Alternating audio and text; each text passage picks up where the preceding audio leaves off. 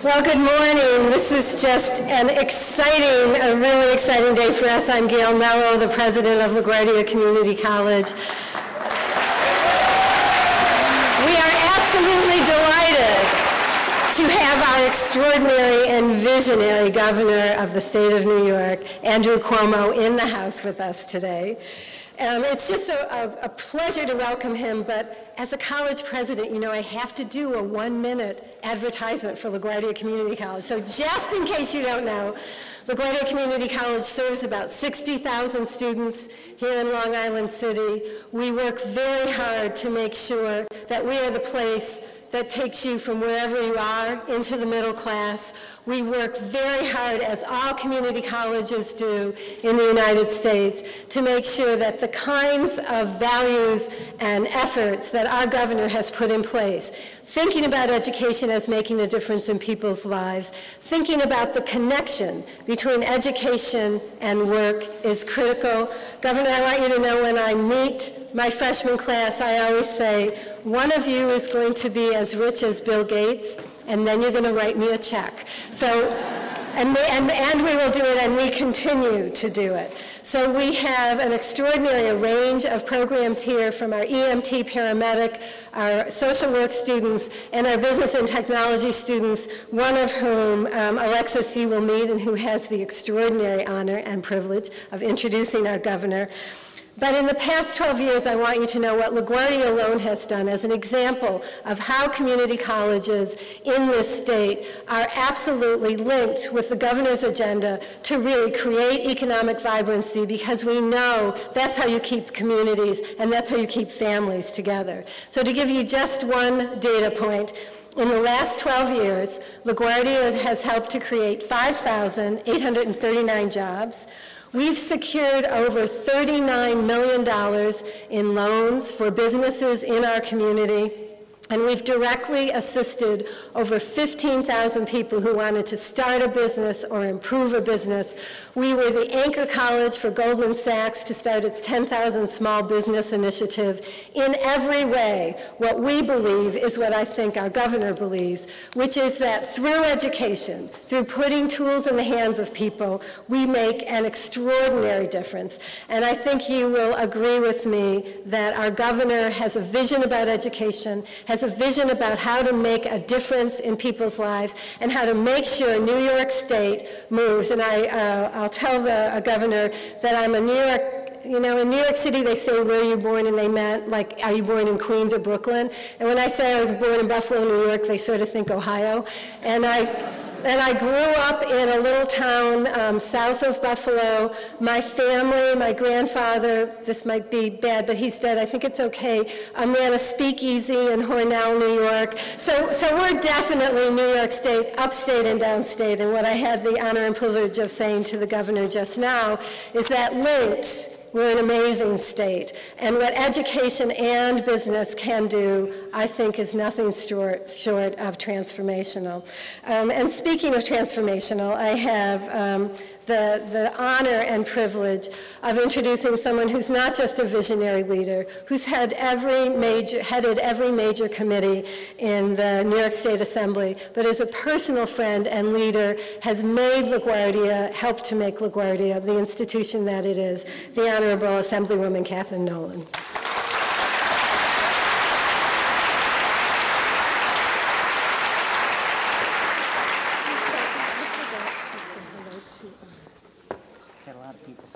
Yes.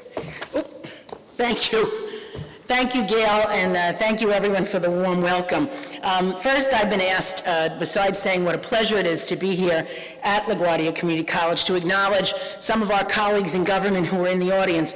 First of all, our colleagues in the Assembly, David Weprin is here. David, you can, and I think Arabella Simotis is here.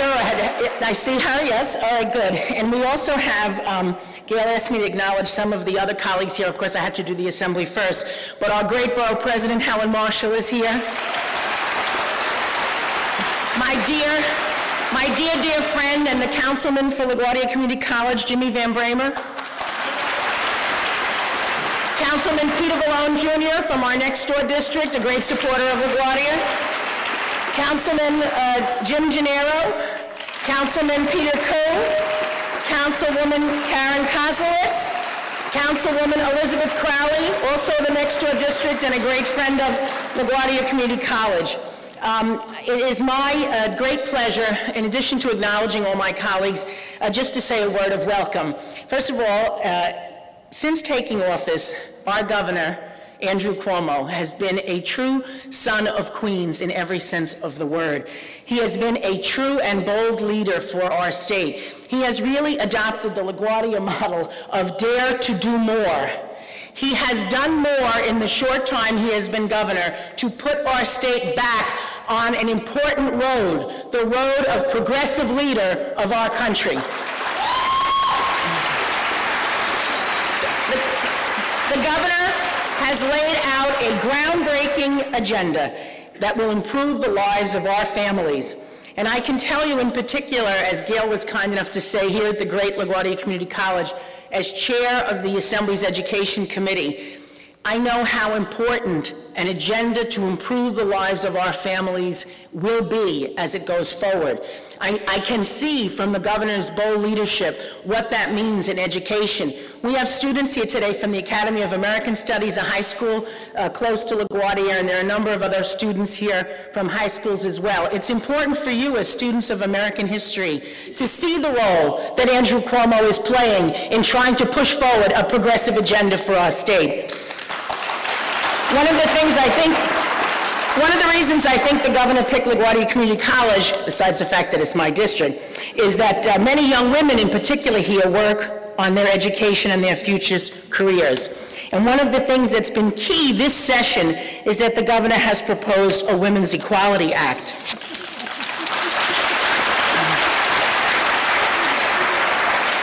That act will bring equality and fairness for women who are not only women in office and women in leadership like Gail Mello, but women who are striving and starting out. The women at LaGuardia Community College, the young women who are the future, our daughters, our sisters, our mothers who come back to school here to get the education that's been denied them.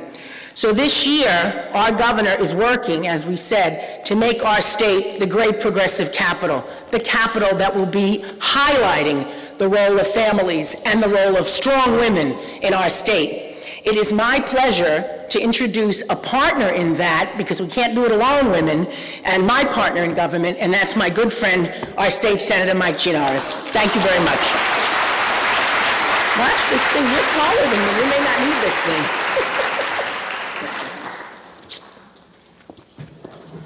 Thank you. Let's have a big round of applause for Assemblywoman Kathryn Nolan. Not only is she a great representative of this school and of this neighborhood, but she is a leader in this entire state on education issues, and that's why we're so happy to have her representing us here in Western Queens. Kathryn Nolan, thank you. And I know we have a colleague from the State Senate, Toby Stavisky, is here with us.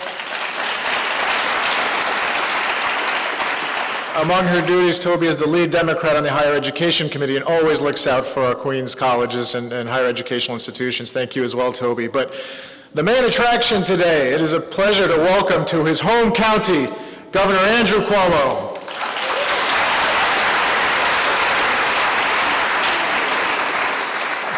I remember, I guess it was a little more than 2 years ago now, he was here downstairs having a rally to ensure his election to governor of the state of New York, and we sent him on his way with a resounding victory. I'm sure looking forward to next year, we'll be doing the same again for him. I have been in the state legislature 12 years now, and I got to tell you, the last two have been the most exciting, the most productive, the most functional that I've seen in my time in state government, and that is due to one person above all else, and that's Governor Andrew Cuomo. Last night, of course, was the State of the Union speech, and a lot of the remarks made by President Obama sounded very familiar to us, especially when he talked about public safety and the scourge of gun violence throughout this country. A lot of those proposals are very familiar to us because we just enacted them last month.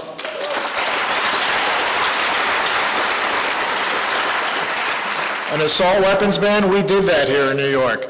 limit on magazines, we did that here in New York. A universal background check, which I was proud to have carried that legislation, we did that in New York under the leadership of Governor Andrew Cuomo. We are so grateful, Governor, for your help with that.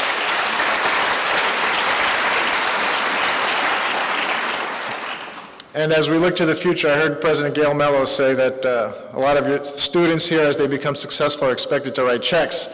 And it's fallen on me to introduce one of the people who's going to be expected to get out there and make a lot of money and write checks to support LaGuardia Community College. One of your own, a great leader of the student body here and a future leader of our state, Alexis Perez.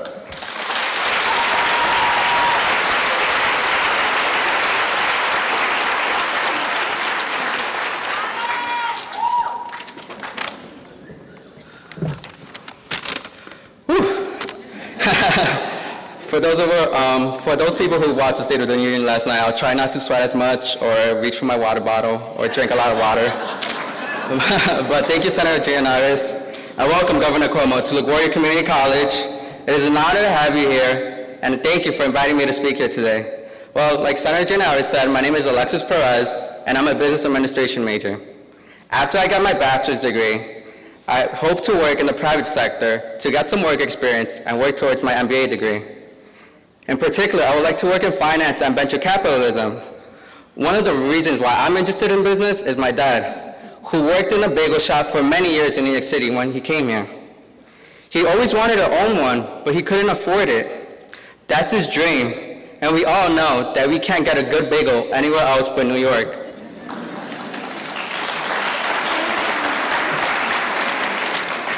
So one day soon, I want to help my dad achieve his dream and help him finance and open up his own chain of bagel shops. The business administration degree that I received here will help to get my father's bagel shop up and running and help grow New York.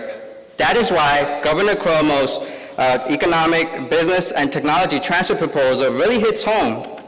It is all about the commercialization of good ideas and creation of new businesses to take them to market by connecting academics, venture capitalists, business leaders, and other professionals and entrepreneurs to facilitate and grow the commercialization process and keep it in New York.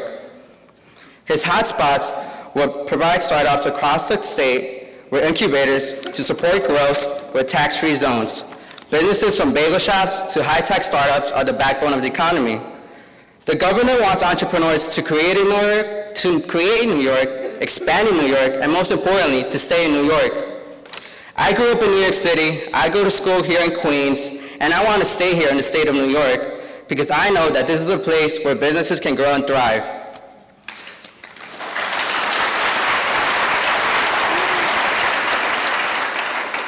Governor Cuomo's plan to invest on new ideas and businesses is an investment to New York's future.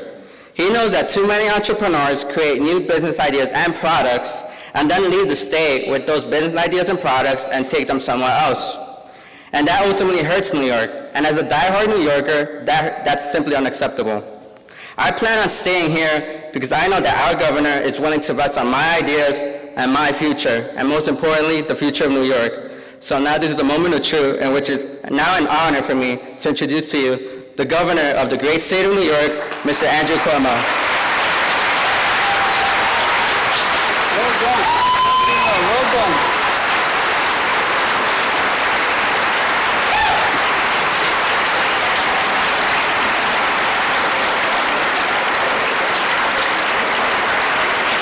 Thank you.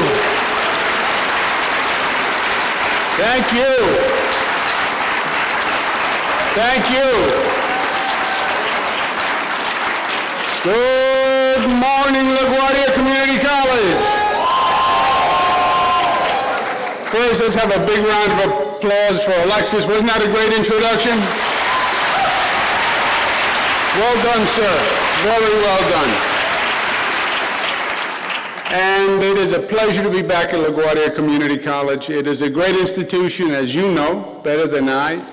Great legacy, great history, great student body, and I just love to be here. And you heard, I'm a little superstitious. My last event before my election day, when I was running for governor 2 years ago, I ended the campaign here because I'm a Queens boy, so I ended it here at LaGuardia Community College, and we were downstairs in the auditorium, and I tell you, the energy in that room, and the warmth and the good wishes, I knew I was going to win, and I did. And I give you part of the credit.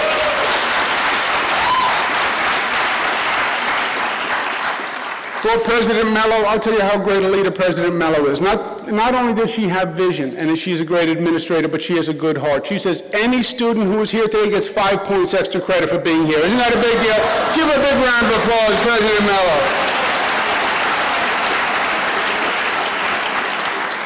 To your great legislative leaders, your senator is Mike Gianaris, who I've known many, many years. He's actually older than he looks. He's had a lot of experience. He's a great, great talent, and he does great government service. It's a pleasure to be with him, Senator Mike Gianaris.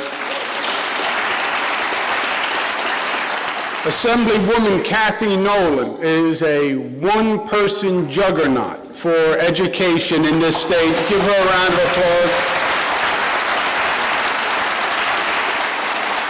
And all the local elected officials, it's a pleasure to be with all of them. For me, this is homecoming. I am a Queens boy through and through. I grew up in Hollis. My first, I was Archbishop Malloy High School down on Queens Boulevard. And my first apartment was right around the corner on 39th Street. And that was my bachelor pad back in the day. So I just drove by there to have all sorts of memories of back in the day. Memories are better than I think it actually was back in the day, but it's always that way. So it's a pleasure to be here. My father, you're too young to remember this, was governor of the state of New York, 1982 to 1994, Mario Cuomo. And he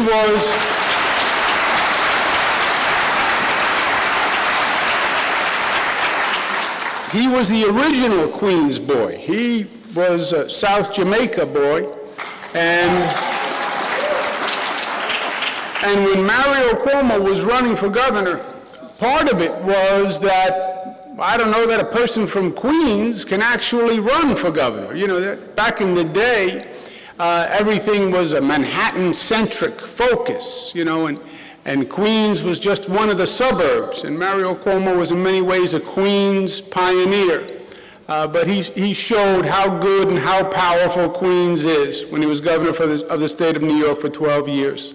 And now Queens, I believe, is just a national jewel. I spent 8 years in the Clinton administration, and during the Clinton administration, I was all across the country. And somehow, I would be out there speaking in Kansas, wherever I was, New Mexico, and somehow they could figure out that I was from New York. I don't really know how they could figure that out. But they would figure it out, and they would come up and they'd say, boy, you have a real New York accent. And I would say, that's not a New York accent, that's a Queens accent, and I'm proud of it.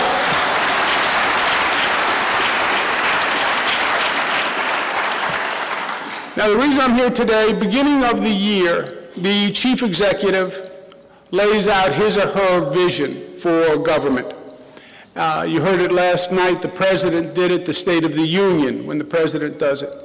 Governor does the state of the state. A mayor will do the state of the city. But it's the broad vision of that government, that state, that country, and where you want to lead it. A couple of weeks later, the budget is presented, and the budget is the specifics on that plan and the numbers on that plan and exactly how you're going to do it. And this presentation, the State of the State, State of the Union, and the budget is made to the legislature in Albany. The President does it to the Congress, as you saw last night. And that is the tradition that the executive presents to the legislature, and that's a fine tradition. But I do it a little differently also. Because at the end of the day, I don't work for the politicians in Albany, and I don't work for the legislature. I work for you. That was my promise when I ran for governor.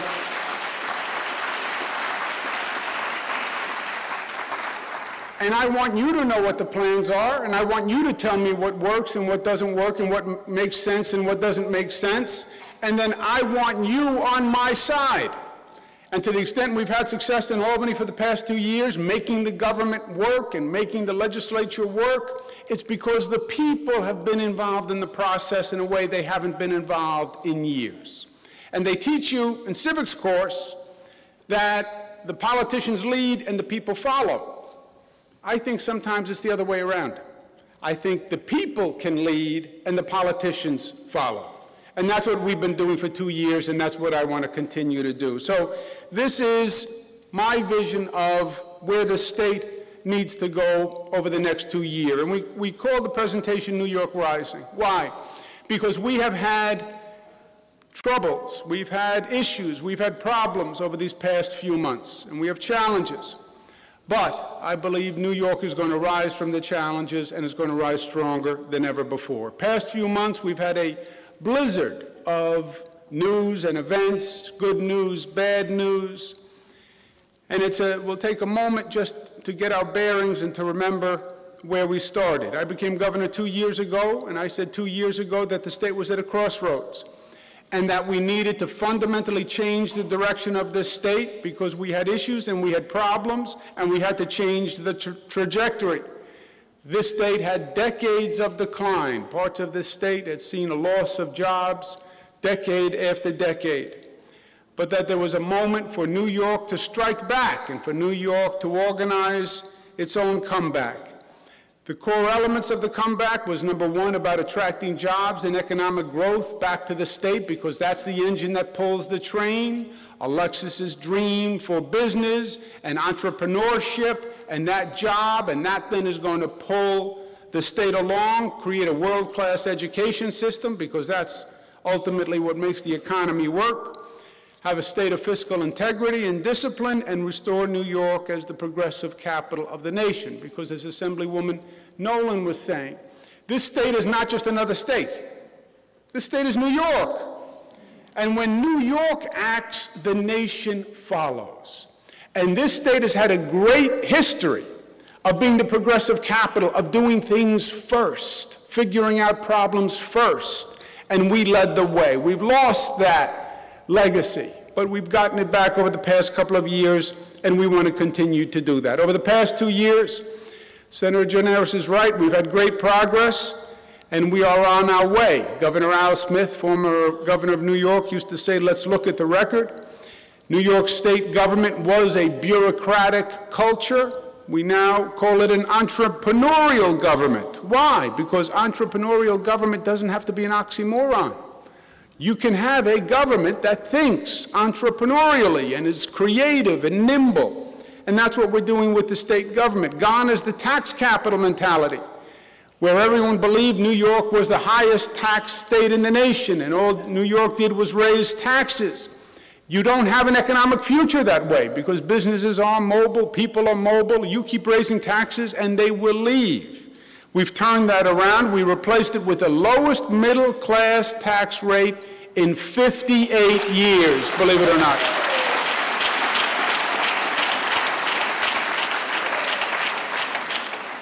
And government was gridlocked. We see this a lot in Washington now, where people fight with each other and people do their own politics and they don't do their people's business.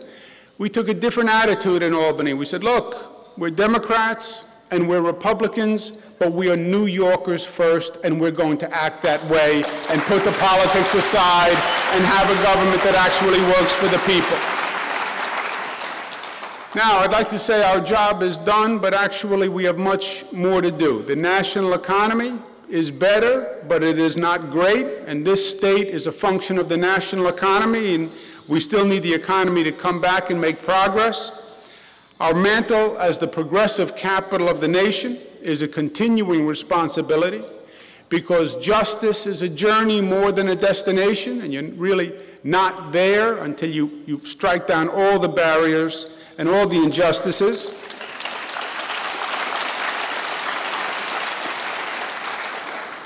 We are not educating all our children to the fullest. Truth is, we have two education systems in this state.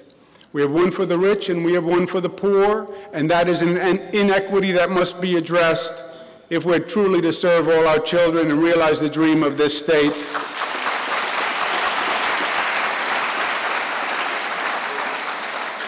And Mother Nature has not been kind to us. She's given us some challenges that we have to deal with. So let's begin. The 1-2 punch for the state was always jobs and education, because jobs and economic development are the engine that pulls the train. We started a new campaign called the New York Open for Business campaign to change this state's relationship with the business community. On the macro level, we brought fiscal integrity back to the state after years of chaos.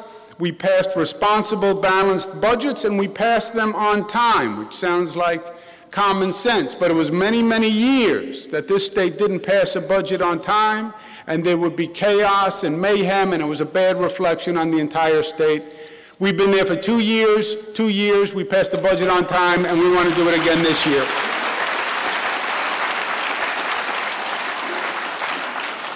We made a profound pledge to the New York and people in New York: no new taxes, period. We'll balance the budget, we'll do it ourselves, but we're not going to raise taxes, and we must do it again. This state, this year, we have a $1.3 billion deficit. It sounds like a lot of money, $1.3 billion. It is a lot of money, but it was actually worse. Last year, the deficit was $3 billion. The year before that, the deficit was $10 billion. The top line, the white line, is what the deficit would have been had we not enacted the reforms that we did. The deficit this year would have been $17 billion if we didn't put in place our financial reforms. So the $1.3 billion is a lot of money, but it's manageable. How do we close the $1.3 billion deficit this year? We're going to close it by making government more efficient and more effective. We're not going to raise taxes, and we're not going to cut aid to the local governments. We're going to do it ourselves. How do you build the economy? We took a different approach in the state. Everyone said, well, how do you build the New York State economy? The first point is, there is no New York State economy. There are regional economies within the state. New York City has one economy. Buffalo, Western New York, where President Mello is from, is a different economy. The Adirondacks, a different economy still. And if you want to build the economy, you have to build each individual regional economy on its own and come together and build that from the bottom up. And that's what we've been doing. The commonality in the challenge is what Alexis was talking about. Where this state has not been competitive economically is in what they call tech transfer. Meaning when you look at how the economy is growing in parts of the country, parts of the globe where it's growing, you have new ideas, usually high-tech ideas, coming out of higher institutions of learning. And these new ideas, new cell phone, new app, new chips, become commercialized and become businesses. In this state, we have the academic institutions that generate the ideas, but they go to other states to actually become businesses and commercialize. So we have the research and development, and we have the academic ideas being generated, but because the state has a reputation as being anti-business, the venture capitalists capitalize those companies in California, Texas, Massachusetts, et cetera. That's the main challenge that we have to attack. And one of the ways we want to do it is with something called an innovation hotspot. An innovation hotspot program puts together institutions of higher education with the private sector and take these young startup entrepreneurs, these young startup businesses, gives them a place to locate, surrounds them with support services, lawyers, accountants, whatever they need. The state will invest in those companies. They will be tax-free zones. The companies will pay no taxes while they're in this incubator, and there's only one caveat, one provision. That business has to stay in the state of New York and keep the jobs in the state of New York. We'll invest in them. We want them to grow with us.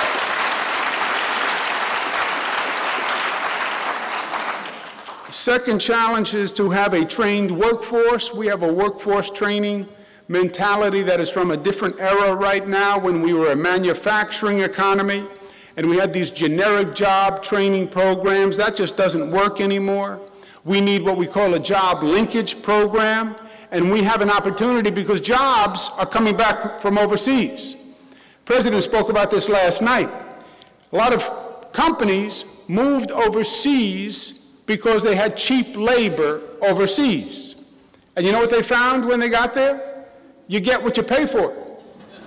You pay for cheap labor, you get cheap labor. And the labor doesn't have the skills and doesn't have the education. So these companies are now coming back to the United States, and they're bringing those jobs back. We want them to bring those jobs back to New York. But we need the skill set. There are 210,000 unfilled jobs in New York State as we stand here today. 210,000, just think about that. Because we don't have people with the skill set to fill those jobs, because these jobs now are all highly specialized. And you have to know literally the skills to fit that job in that location. And that's what the Next Generation New York Job Linkage Program is all about. You identify the employer first, identify a specific job, and then train for that job, and that's what we're going to be doing with the New York Job Linkage Program. Once we have jobs identified, the job has to pay a wage that allows a person to live.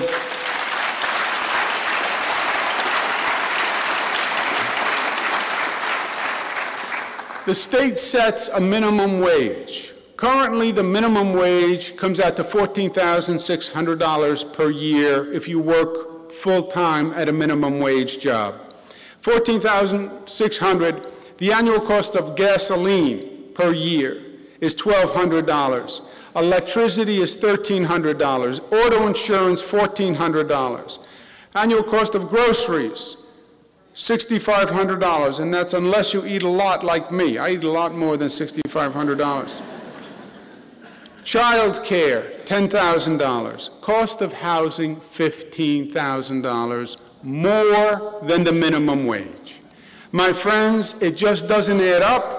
Other states around us are passing us by with higher minimum wages. We propose raising the minimum wage to $8.75 an hour. It's the right thing to do. It's the fair thing to do. And it is long overdue. And we should do it this year and act. In terms of education, it is probably the single most important role that government has. And I have two words for education: more and better. Secretary of Education Arne Duncan, U.S. Secretary, makes a very important point. We are falling behind, as you hear, as a country, forget as a state, as a country, with the other countries around the world. Why? Because they educate their children more than we do. More than we do. Our educational calendar is built around the time when we were an agrarian nation. Our children have off in the summers because the children were needed to work the fields in the summers.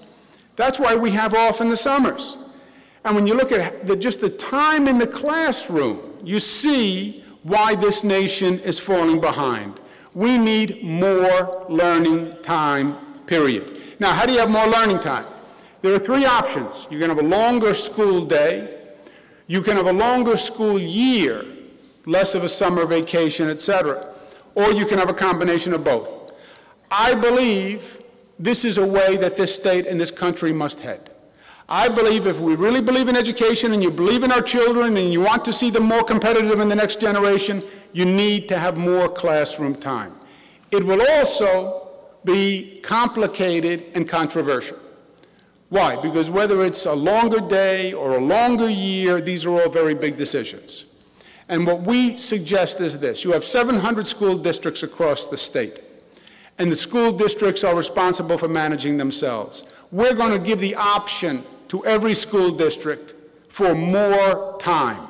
And every school district can decide if they want to have a longer day, a longer year, or a combination of both. We'll leave it to them. But I want to encourage them to do it, and I'm willing to put my money where my mouth is, and I'm willing to say any additional time that that school district chooses, the state will pay 100% of the funding.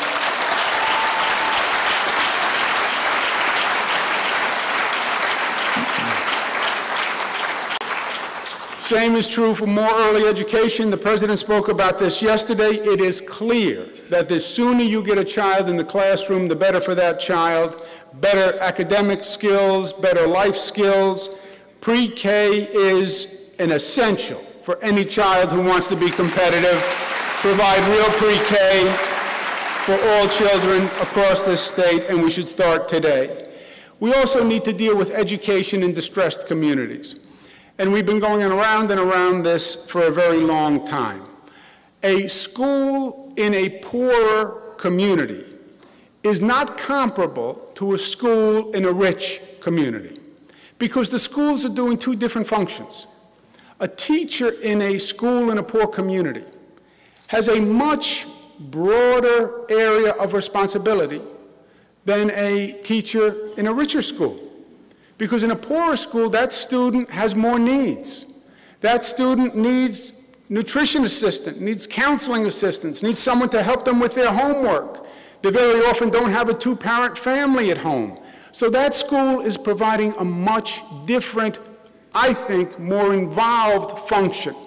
And we've been talking about them all these years like they're the same. They're not the same. That school in a distressed community is a school plus. It's a school plus a counseling center, plus a nutrition center, plus an after-school program, plus a mentoring program. Recognize it for what it is, fund the demands of that, and let's call them community schools. They're a school and they're a social service center for that community and the heart of that community. Let's invest in higher education. The SUNY system is a jewel. It provides a great higher education system at an affordable cost. We invested in SUNY last year for more capital redevelopment. We want to do that again for SUNY, and we want to expand it for CUNY this year, because CUNY is a jewel also, and let's build and invest in CUNY. While education and economic development are the engine of the state, there is more to New York. And New York is the progressive capital, and New York is a community in the truest sense of the word, with very real values. And one of our founding values is no discrimination. We are diverse, we are different, we come from different places, and that's what makes us special. And what makes us compatible, and what makes the place work, is that we won't tolerate discrimination of anyone ever, period.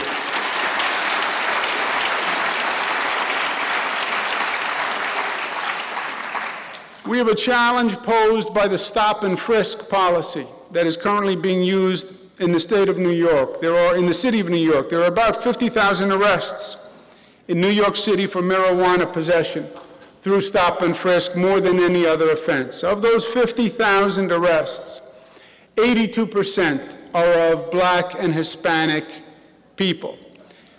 69% of the arrests are young Blacks and Hispanics under 30 years old. Those arrest records stigmatize, they criminalize, they create a permanent record, they make it harder for that young person to get a job. It's not fair, it's not right, it must end. The problem is,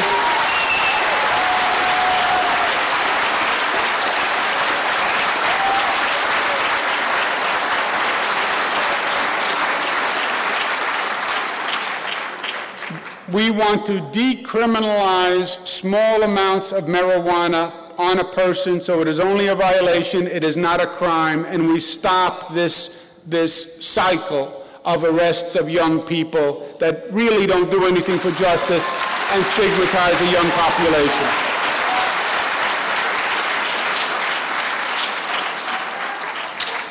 And in keeping with that, New York State is the equality capital of the nation. And when you think about it, yes, you should applaud that.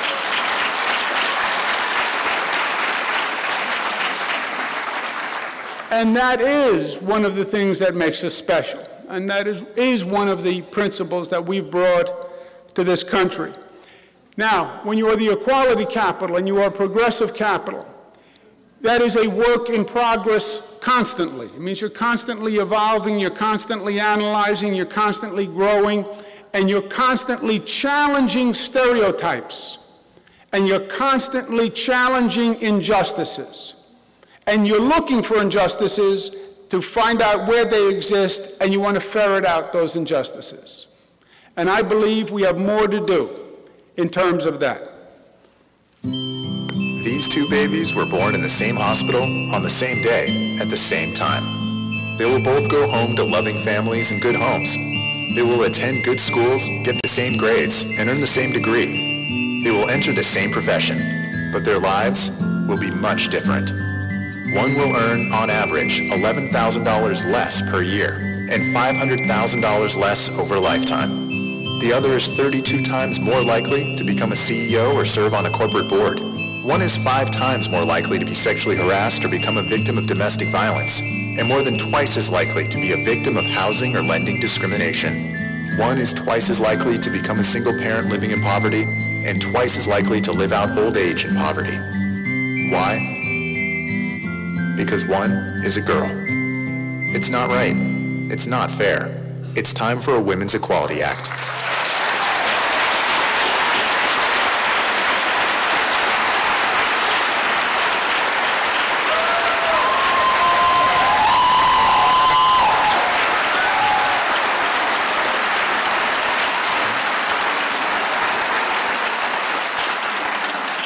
2 years ago, this state passed the Marriage Equality Act, saying there should be no discrimination when it comes to love. Let's pass a Women's Equality Act that makes history again and says we understand that women are still victims of discrimination in this society, and it should end.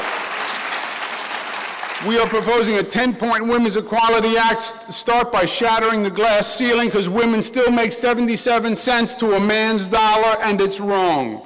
We should have a zero tolerance for sexual harassment, strengthen employment and lending credit discrimination laws, strengthen human trafficking laws, which is a real problem in this society, end family status discrimination, prevent landlords from denying housing to qualified tenants, housing discrimination against victims of domestic violence, stop pregnancy discrimination, protect victims of domestic violence by order of protection laws, and protect a woman's right to choose.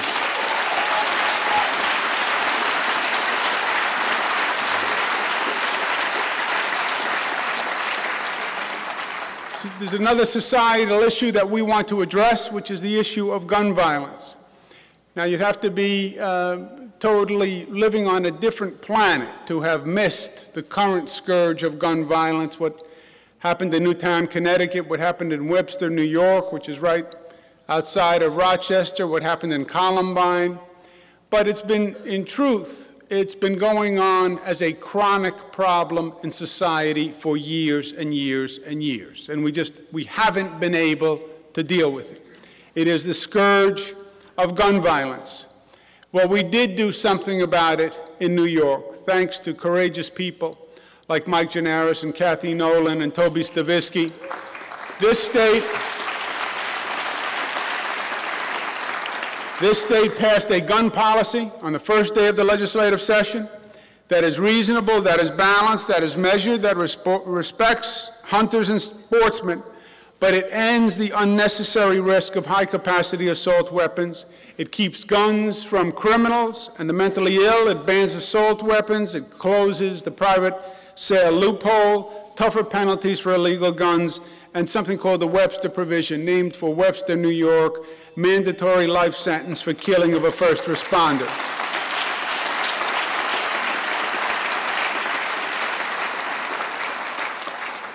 This was difficult. It is controversial. The NRA is a very powerful lobbying group that is politically very powerful. And this state legislature stood up and confronted the opposition and took an act of courage. You know, we're very good at pointing out when politicians do the wrong thing and when politicians are weak or politicians make mistakes. This is one of the acts of true political courage that I hadn't seen in years. And I am so proud of the New York State Legislature and the Assembly and the Senate for having the guts to stand up and take this vote. Let's give them another round of applause.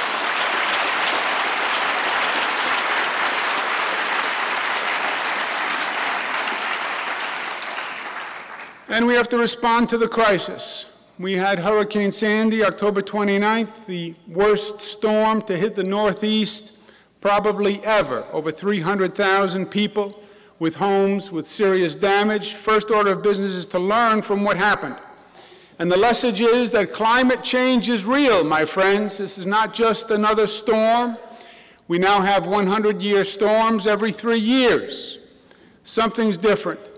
And it is inarguable that the sea is getting warmer and there's a changing weather pattern and the weather acts are more hostile and more frequent, and the time to act is now. We have to make government work better, and we have to be smarter. I don't want to just rebuild what was there before the storm. I want to build back smarter and better than ever before. And that's going to be the challenge.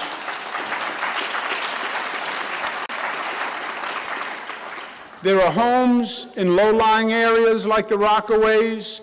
They have been subject to storm year after year after year. Let's build them back smarter than they were before. I'd rather spend a little bit more money and build it back safer this time than build it back in 2 years and 3 years and 4 years and 5 years. There are places where people may decide they don't want to rebuild the house. I mean, there are some homes that have been damaged 3 and 4 times in the same number of years. And there are some real estate that Mother Nature just owns. And when she visits, she reclaims it. And we're going to offer a buyout program for people who say, you know what, I'm done rebuilding, I'd rather move. We'll give them a fair price for their house, let them start to live their lives somewhere else, and we'll leave that parcel vacant so we don't have to go through it over and over again. We have to harden our infrastructure and our roads and our bridges. We can't have the kind of damage that we had post-Sandy. We have to harden the New York City subway system. You know, we did not design this city for floods. They talk about Manhattan and the great construction in Manhattan and how high we build in Manhattan, the skyscrapers in Manhattan. That's one of the engineering marvels, how high we build. You know, the other engineering marvel is how deep we build. Manhattan goes down 10 stories, 15 stories in some places. It was not designed for flooding. We have no way to pump out the subway system and those electrical conduits once they all get filled with water. So we're going to have to redesign the entire system. We have to harden our airports. We have to harden our fuel delivery system. You remember the chaos about the gas delivery after Sandy, the lines? That was all caused by a 1.5-day delay in fuel delivery. 1.5 days caused weeks of pandemonium because we don't have any fuel reserve. And because the fuel system relies on electric pumps, and when the electricity went down, the pumps stopped. We have to harden that system now. We have to harden our utilities. It can't be every time the wind blows, a tree falls, knocks down a wire, and we have no power for 2 weeks. And we have to learn that lesson and rebuild now. Redesign our power system. We have to have the best emergency response network on the globe, capitalize on the New York spirit of volunteerism, and start a statewide volunteer corps, because we have people who want to help.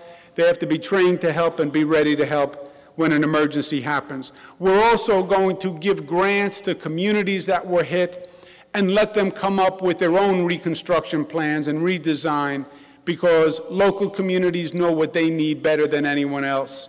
And I want the state to give them funding to support their needs. And we're going to be doing that with all the hard-hit communities, Rockaways, obviously, Coney Island, Staten Island, and down the South Shore of Nassau and Suffolk. The good news is we got $30 billion in aid from Washington for Sandy relief, and $30 billion is still a lot of money. And that is very good news because we'll have the funds to rebuild. But the best news is that we are New Yorkers. And while the storm had challenges, and the storm brought damage, the storm also brought a silver lining. And I haven't seen people come together this way in a long time. And you know, sometimes how in a family you can have disagreements, but then something real happens. Somebody, God forbid, gets sick, somebody dies, and that family comes together, and all the silly stuff goes away. I think that's what happened in New York. You know, we have diversity, we're big, but when something happens and when one of us is in trouble, we all come together. And I saw New York come together around that storm. I saw people helping people. I saw neighbor helping neighbor. I saw people from upstate coming down to help people in downstate.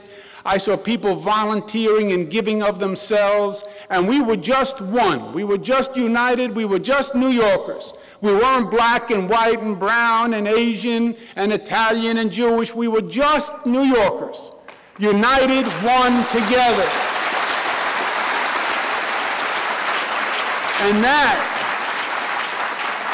my friends, that is our greatest strength.